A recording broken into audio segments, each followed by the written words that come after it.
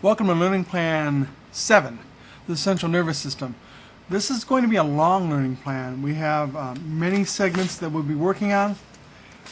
I will break them down as I have been by subtitles, so that future reference and future reviews you can just go to that one section. But pull up a chair, get a cup of coffee. We have a few sections to go through. So Learning Plan 7, the CNS, the central nervous system. In other words, the brain and the spinal cord. And before we even talk about medications, let's just talk about the brain first. Because we, as nurses, we need to understand what's going on and what goes on in each part of the brain. Specifically, if we're taking care of a patient who's had a stroke. If you have a patient who has a stroke on the frontal lobe or the parietal lobe, they're going to have different results and different deficits. So that's why it's important to have a good understanding. And this does go back to anatomy and physiology. So you might want to pull out the notes from that book, from that class, or grab that book, because I'm not going to go into the deep physiology and anatomy. We're going to be kind of touching on the surface before we move into medications.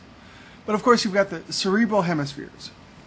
The cerebral hemispheres, the frontal lobe, the temporal lobe. The frontal lobe up here, the front of the brain is the higher intellect function. So if you have a incident that damages the frontal lobe, you're going to have generally diminished intellectual capacity, speech and motor control.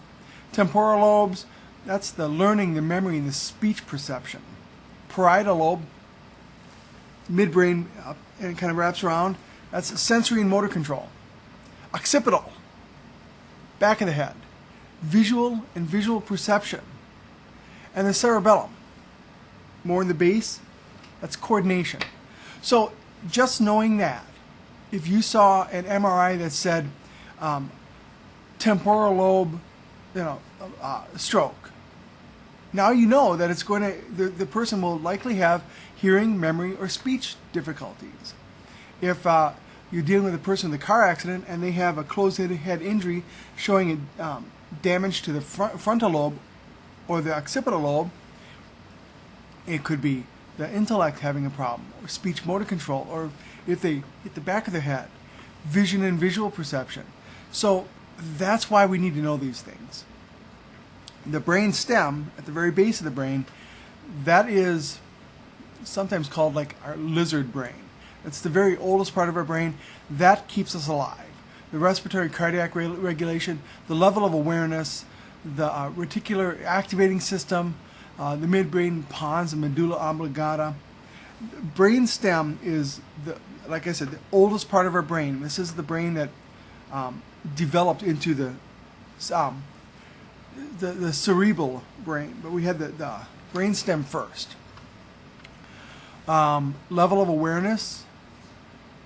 Some people think things like intuition may be coming from that, because that part of the brain is very attuned to what's going on.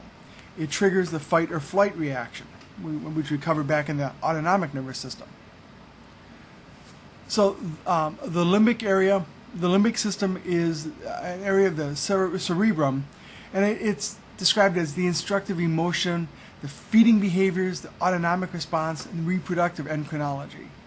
So that's a very high-level, brief discussion of the brain and the various parts. Understanding that will give you a better understanding of the medications we use, the conditions we're treating, and the outcomes we're hoping to see, as well as the symptoms that we're trying to abate. So that's why we're going over that.